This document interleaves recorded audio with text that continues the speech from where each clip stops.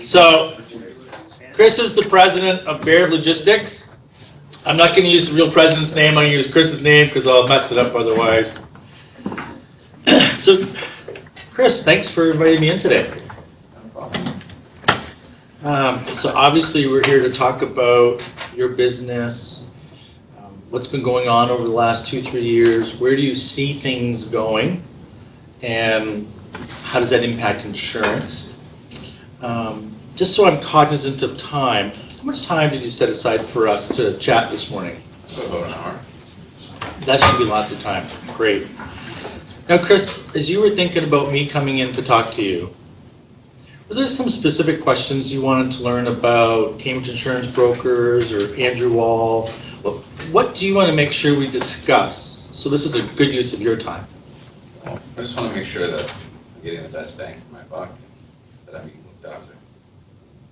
That sounds important. Do you mind if I take notes? Yeah, absolutely. So best bang for buck, which means different things to different people, so we'll probably need to dig into that a little bit.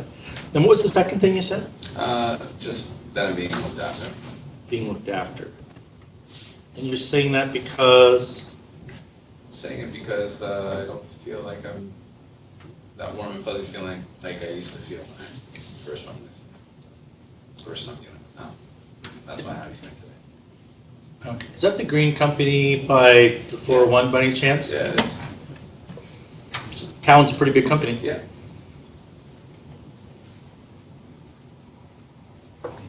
And how long have you been working with Cowan? Well, my father started a business, so my father was with them for 15 years. Okay. I took it over running the business for 10.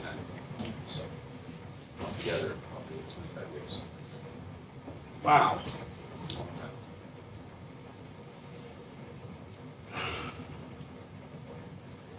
Can I ask you a tough question? Absolutely.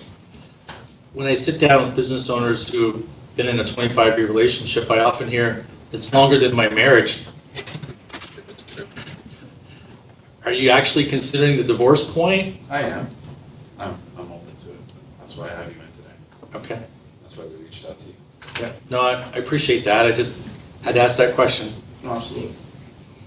So let's talk about, what types of coverages are you getting for what types of investment to protect the risks, and what type of service are you looking for? We cover those two things, you'd be happy?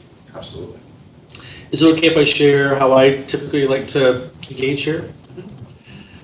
Although we've worked with lots of logistics companies and trucking companies and moving companies, I know no two companies operate the same way. Absolutely. So if I could just ask you a bunch of questions and dig into what's really going on. Okay. I'm open to it. Great. And some people tell me I ask pretty personal questions, the tough questions. After all, insurance is the sexiest part of your business. It's about covering those risks.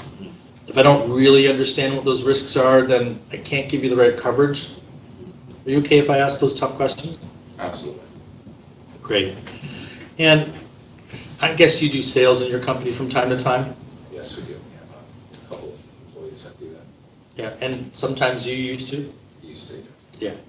So, at the end of this conversation, if your gut or your head is telling you for whatever reason, I don't think Andrew's going to deliver what I want, or I don't know that Cambridge Insurance Brokers can provide what I need, would you be nice enough to tell me?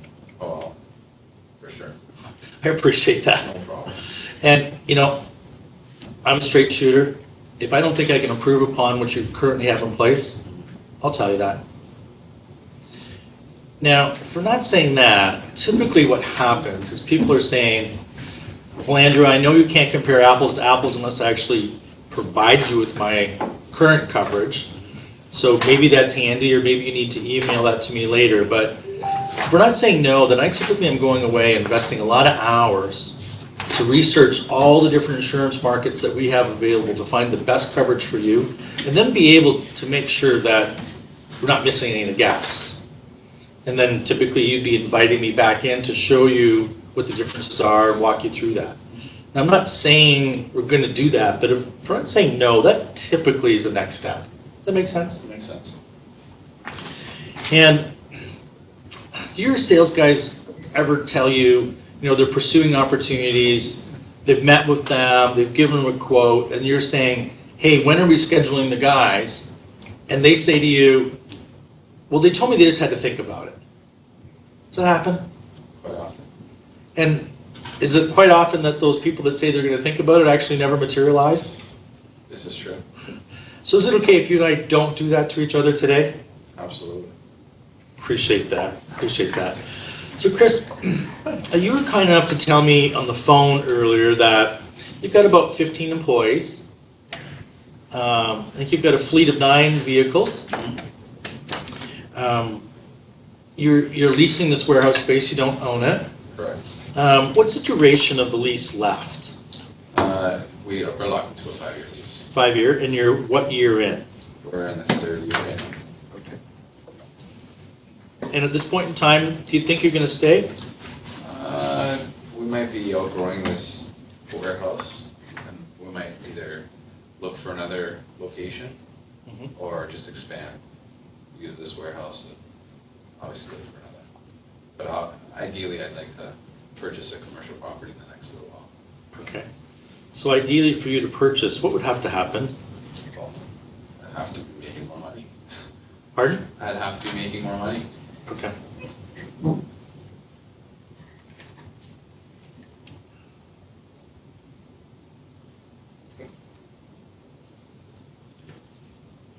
And you were sharing that from time to time your warehouse is holding your customers' goods. And I noticed on your website that you do office moves, you do residential moves. In your warehouse, what percentage of what you're storing would be residential versus commercial? I'd say 90% of it is commercial. So more stuff for hotels and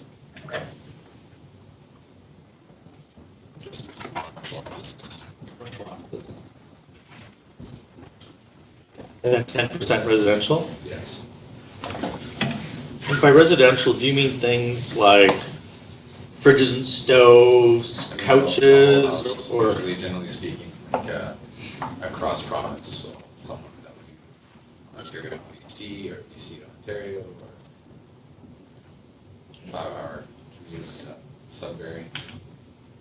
Okay.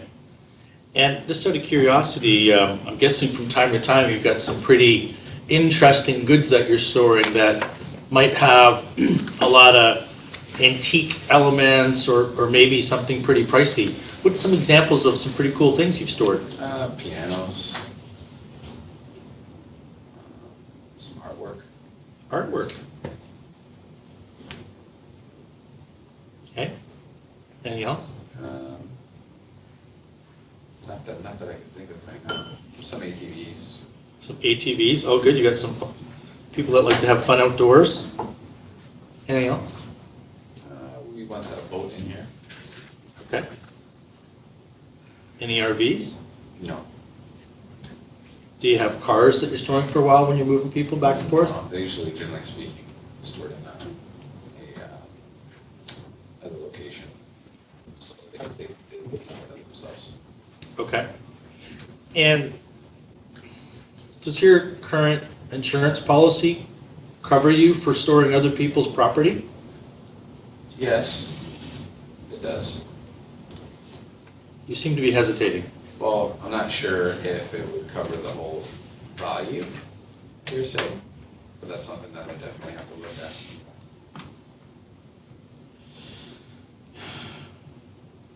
I don't wish any bad will on you. Have you ever noticed in the news from time to time warehouses that might have water damage, a fire happening from time to time? You mentioned earlier that you'd like to be more profitable and actually own your next warehouse versus renting. If you had a fire or water damage or heavens above, a boat or ATV somehow combusted, Oh, definitely make it that, absolutely. a little or big? Pretty large dent. money's a conceptual thing. What's large to one person might be little to somebody else. Could you ballpark for me? What have you thought the risk might be? Pretty detrimental. One wants to have that type of loss. And I hope it doesn't happen to you, but if it did, are we talking 3 figures, 4 figures, Definitely over 3 5, figures. 6? No, it would be definitely over 3 figures. So we're talking like $1,000 to $9,000. Oh, sorry, my bad. Probably, it would, $500,000. Pardon me? $500,000. And since you don't know whether you're being covered or not, what if you were exposed to even 20% of that? Like I said, pretty hard thing to swallow. And would you mind sharing ballparks? Got 15 people, warehouse, the trucks. Are you guys, a few $1 million a year in revenue these days? Are you 7? Are you 10? We had a good year, so I'd say around 6.2, 6.4. 6.2. Fluctuating in that area. And I know you're in a really competitive business. If you had to take $100,000 out of the bottom line of a $6 million revenue, could you do that? It would be difficult. Would that get you in the minus maybe then? Definitely.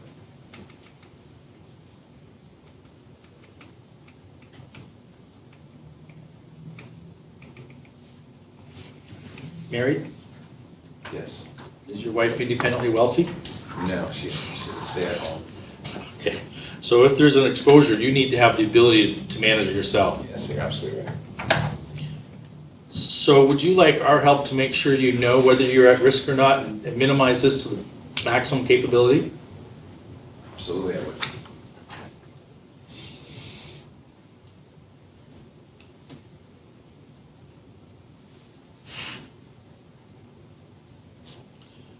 So just write a note to myself. Know the warehouse risk and minimize dollar impact of negative occurrence. Not that we hope it happens.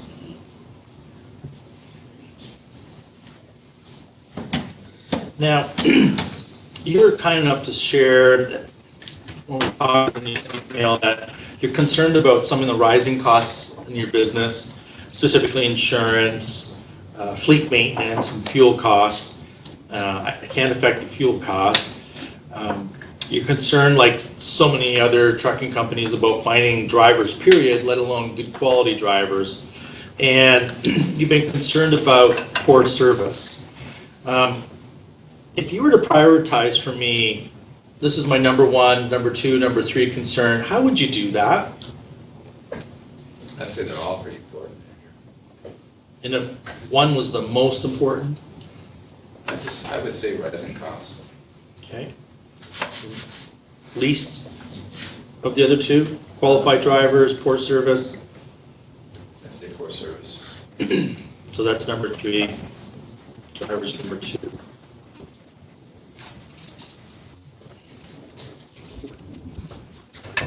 Why did you pick rising costs? Just like our economy is growing, and I mean, everything's going up. Last year, the broker I was dealing with told me I was getting a 30% increase. Pardon? 30%. How'd you swallow that? I wasn't happy, but I took it because at the time I thought everything's going up, so I was okay with it. But he called me this year and said that there's going to be another increase, so I'm not happy. What sort of increase? He didn't specify, but I know that they're going to be going. And Can you speak up? Not you, Andrew. You're the young man across from you.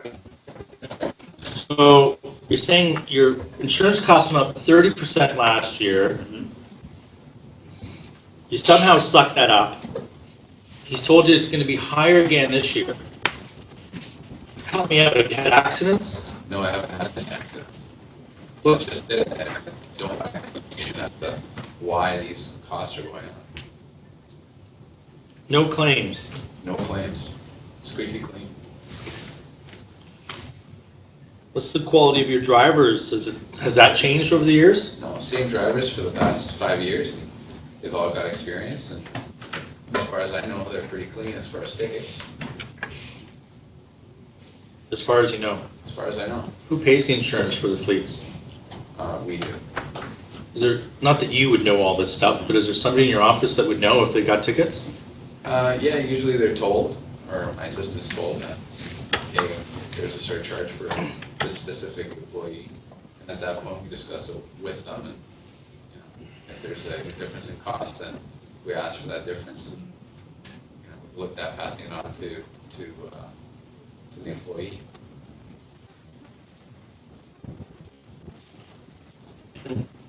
Who's your assistant? Marion. Mary, do you mind if I give you a suggestion? I have no idea whether we're going to work together, Chris, but you probably want to ask Mary to look into the last 2-3 years to see whether there's anything that's slipped through. I know myself, at our business, we have tons of invoices that come and go. Every once in a while, I hate to say it, but costs sort of, they don't get noticed. So that'd be important if your insurance costs are going up, to know if that's an issue or not. And when you think about your fleet, I know some owners, they're trying to maximize the yield on that fleet for as long as humanly possible. Do you have your own mechanics? We have a mechanic in-house that does minor repairs. However, we do deal with a shop just down the road that looks after our fleet. And sometimes what I hear, and I don't know what's the case with you, is that the in-house mechanic wants to appear as if they're quite capable, but the demands can be overwhelming, and sometimes they're letting things slide so that at least on a quarterly or annual basis, it looks like they're keeping their costs low, but they're not telling you about preventative repairs that should have happened. And when they don't do that, well, you know what it costs when they break down on the side of the road somewhere in some other state, province. Like I said, the guy has been, he's been good. Every couple months we do drop it off at the shop to get a thorough inspection. So you're pretty proactive. Yes.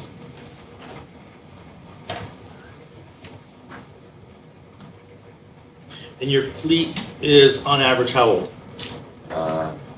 So the oldest unit that we have would be probably 6 years old. Okay, and the newest? Just picked up one last year, 2018. So as an insurance company looking at your fleet, would you be averaging a few years old, more than 5 years? More or less, 5 years. Okay. And you said you've had drivers for 5 years. How many do you have that's more than 3? All of my drivers, actually. So all 9 of them? Yeah. And you think they're all clean, or have any of them had tickets in the last couple of years? As far as I know, they're all clean. Okay.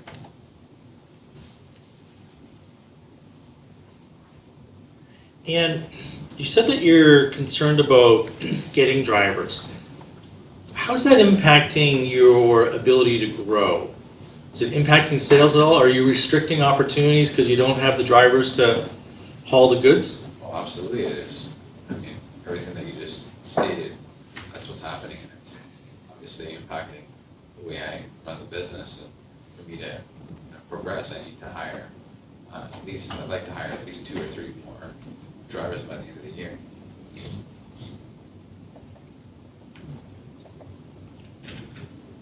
And if you could hire, let's be conservative, 2 drivers, your $6 million a year business could get to what level? We could grow another, say, 25 to 30%. So that would be how much? Real money? Real money. Over $1 million, another $1 million, probably around, in total would be around 7. 8, So you go, 7. so 6.2 to 7.7. Yeah. What's the difference of?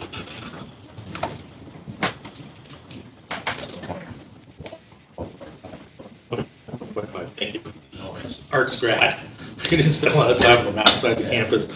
And, you know, I know that the top line is vanity, the bottom line is sanity. If you could bring in another 1.5, what would stick to your genes? Stick to my genes. I'd say, in what sense, Andrew?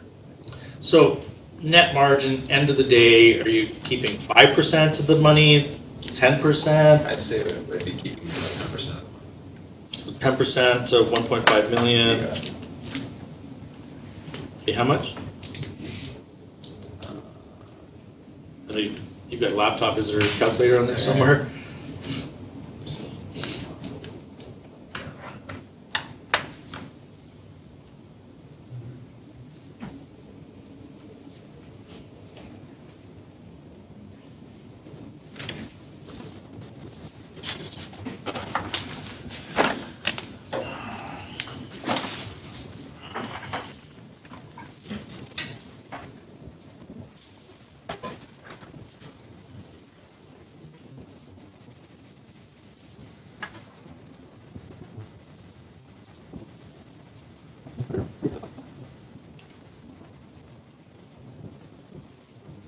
Geez, that might cover if you had $100,000 liability. Yeah, that's actually true.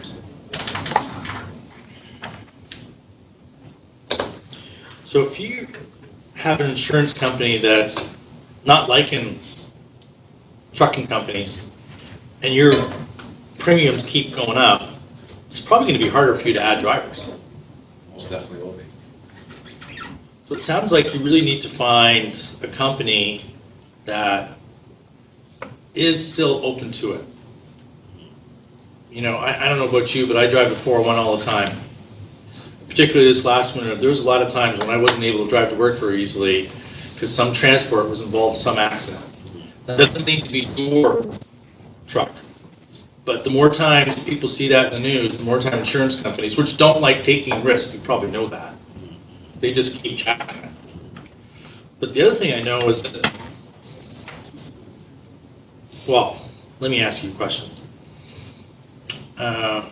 When your account insurance agent came in a few months ago to sit down with you and talk about your business concerns and be proactive about looking for an insurance company that would be at least favorable to a trucking client, because after all, you've been in business for 25 years now, paying your bills, don't have a lot of accidents, what I'm hearing.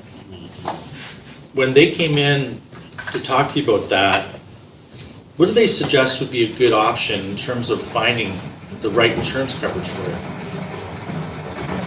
Actually, to be honest with you, Andrew, we didn't discuss it, just brought a coffee and basically smiled and, went over our review every year. That's pretty much it. And how'd you feel about that? I mean, he's a nice guy, but I feel like he's lost interest. And losing interest is impacting you how? It's definitely impacting, because I'm obviously I have to and find different methods or ways that I can grow. But like I said, with insurance costs and, my overhead rising, I don't know how I'm gonna actually grow this company. You think it's that severe? It's impacting, definitely. We've been stagnant for the last, say, 5 years. And some people would tell me, hey, a $6 million company, I'd love to have a $6 million company. Others would say, if I'm standing still, I know I'm falling behind. How do you feel? Not the greatest, to be honest with you. Pay the bills and everything's on time and employees are happy, we don't have a high turnover. You're taking the vacations you want to take? Yeah, I'd like to obviously take a lot more, but How much more? I'd say another month, like to take off in Florida. Oh, Florida, what time of year? Usually in around November. Oh, the cheap times of the year. Yeah, well, I don't like the winter, Andrew, so. I hear you. God bless, I hope it's almost over. Yeah. Yep. You were sharing with me that the service isn't quite what you want it to be. I could make some guesses, but can you give me an example of how poor service is impacting you? Well, we're not getting certificates on time to our clients, so it kind of makes us look a little bit Mickey Mouse. Pardon? It makes us look a little bit Mickey Mouse, like Okay. not up to snuff. Anything else? Just, I'll call them about something and, it takes about, a week to get back to me, or I have to try to. Hold on a second. Where does your agent live? As far as I know, he lives in town. In town. He doesn't have cell phones? Well, he does, and I leave a message. I know he's busy, but, obviously he used to return my calls pretty quick, and now he's not returning them so quick. So if it takes a week just to return a call, and then they need to go look for those certificates and get it to you, what shade of red is your face typically? Obviously, I'm pretty upset. Doesn't make me feel warm and fuzzy. How do your sales guys react when they're banging on your door saying, hey, look, you want me to sell, our customers need these certificates, where are they? Well, it's definitely difficult. We do eventually get them, but it doesn't look good. Besides not looking good, any other impacts? It's not like you're losing incremental business from your current folks. It's not that we're losing it, it's just, obviously when you're dealing with bigger clients, you want to be able to provide them with a quick turnaround. So you're being negatively impacted. Mm-hmm.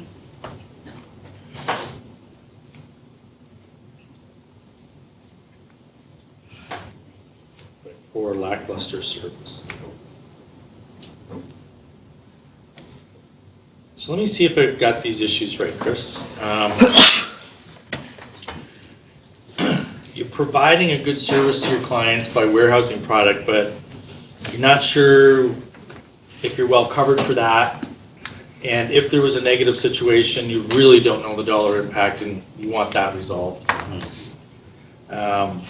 Your constraint on drivers, which is impacted by rising insurance rates and maybe insurance companies that don't like you to grow, might be having a $1.5 million top line and a $150,000 in your pocket difference. And it sounds like you don't like the fact you've been flat for 5 years. Mm-hmm. And I think you said that Callan seems to have lost interest. Showing up, doing coffee runs when they do, when you ask for help, not very responsive. So I got that right? Yeah, sounds about right. And I'm just sort of curious, sometimes these are frustrations, concerns that, bug people, but not hugely important. Other times, people are at the point where, what, I've had enough. Mm-hmm. On a scale of 0, we wouldn't even be having this meeting. 10, you've had enough, and you know that you deserve better service and more economical coverage. Where are you at? I'm on an 8, 9. Pretty upset. So why I'm asking you. So when you say 8 or 9, it doesn't have to be 10. Mm-hmm. But I'm curious, what is a bigger business concern for you, Chris, than creating growth, reducing your risks in the event of, a tragedy, your 25-year reputation being negatively impacted by a service provider? What's more important than fixing this problem? Just that I'm being looked after. I would like to grow this business, pass it on to my kids. I just want to make sure that it's being looked after. Cost is obviously a factor, a big factor in this stuff, us growing. However, I mean, I want somebody who's going to be there for the long term and show an interest in my business. Right, so on a scale of 0 to 10, where 10 is, I need to fix this problem with somebody. I'm not saying necessarily me. The fact that we're in a second generation business as well, keep that aside for a second. But what's your personal level of commitment to fix all these problems? I'm open to fixing it. That's why I've asked you to come in. I mean, if you were to rail on a scale from 1 to 10, I would say definitely a 10. And you don't think I'm pressuring you to say that? No, absolutely not.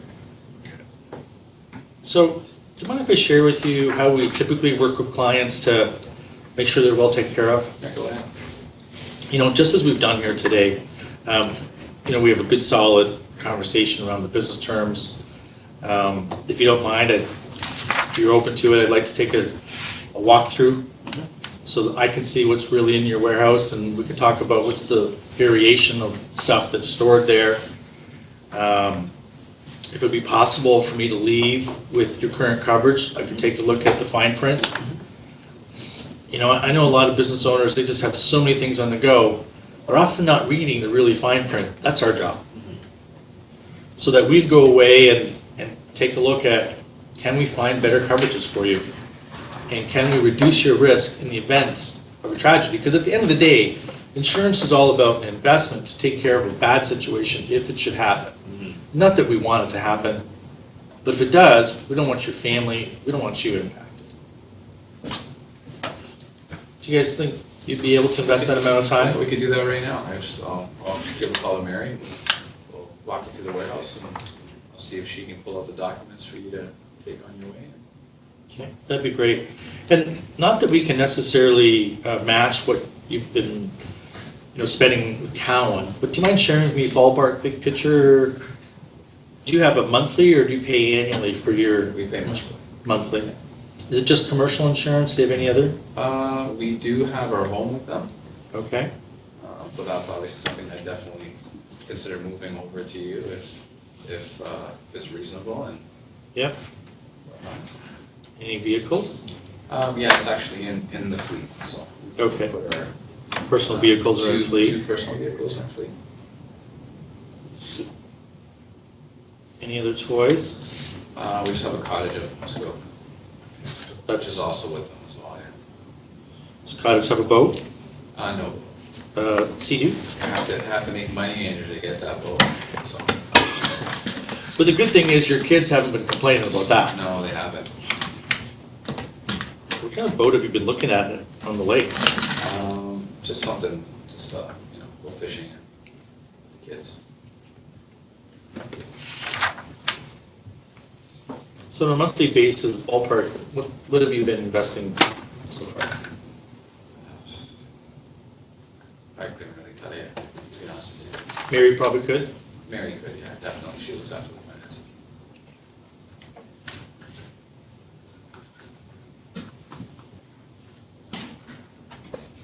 And, I don't know whether you'll be in the same ballpark because every company, every client's different. Would you have other trucking companies? And, one of our clients is down in Brantford. And, just a little bit bigger than you. They're about 25 employees and about 15 vehicles.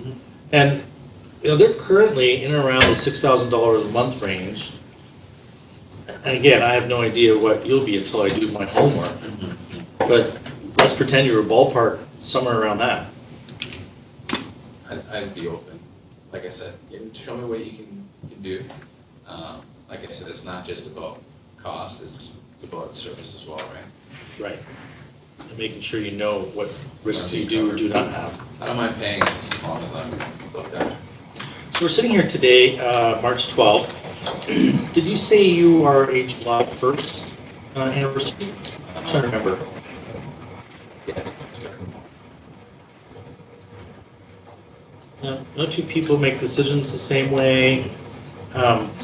Walk me through how you make a decision as to whether you should stay with Cowan or whether maybe it's time for Cambridge Insurance to take proper area. Well, I mean, you'd be able to actually show me. I'll make sure that I have the numbers for this year on my renewal, so we can do a comparison prior to you coming in. Yep. And then I should be able to make my decision. Numbers and coverages. Yeah, fairly quickly. And do you have a renewal notice from Cowan, or do you think they're waiting till the last minute to jam you? I'm actually holding it off until you come in to give them the information. So how will you be able to compare apples to apples then? Well, after you've gone to market, I'll be able to give my information to my customer. And I understand that you should compare apples to apples. Can I make a suggestion? Yeah. Are you happy with how Cowan's been treating you? Like I said, I was happy initially, but over the last couple of years, I just noticed it's kind of dwindled off service levels. If you were to call them today or tomorrow and say, hey guys, I want to be proactive, can you send me my renewal notice? Do you think they would do that for you? Yeah. And if you had that information when I came back in with our proposal, do you think that would be a fair point? Is that possible? Yes, absolutely. Okay. So I see you have your phone there. I have mine. Typically, this homework takes a couple weeks for us to do. When should we get back together? March the... So we're at March the 12th? A couple weeks? Yeah. It's 21st work for you? Morning? You know what? Going to be away the latter part of that week. What's the next? All right, so do you want to do April 2nd? That would work. What time are you thinking? We'll do the same time, so 10 a.m. 10 a.m. Second. Okay. So, just to get us on the same page, we'll go do a walkthrough. Maybe we could stop by Mary's office and ask her to pull up what you currently have so I can compare stuff. And while we're walking that, she can make a copy for us. And I'll ask you some questions along the way. Should anybody else join us on the walkabout, or? No, just myself and actually Mary would be good for her to come along. Okay, so that'd be good. We'll get Mary involved. And then we'll go away and do our homework, and then look forward. When I come back, should I just meet with you, or do you normally bounce that off of Mary as well? No, I can have Mary in, but I'll be able to make a decision. Okay. I know every company's different, right? Yeah, absolutely. Okay. Do you mind if I ask you one last question before I leave? Now that you got a pretty solid idea about how Cambridge Insurance likes to operate, myself specifically, I don't know if any of your clients are business owners or perhaps commercial businesses, that they themselves have insurance needs, and you know them pretty well, and you think, hey, I bet you Mary, Peter, or George would be open to just a quick phone call from me to see whether they're even open to considering Cambridge Insurance. Is anybody coming to mind? Not off the top of my head, but I think I might be able to talk to a cousin of mine that has a business that might need your assistance. What kind of business does your cousin have? He owns a manufacturing company, fabrication. Great. What's his name? Mike. And what's Mike's company's name? MG Manufacturing. MG Manufacturing. Do you mind if I ask you one more favor? Yeah. How often do you see Mike or talk to Mike? Not as often as we'd like, but... That unusual family.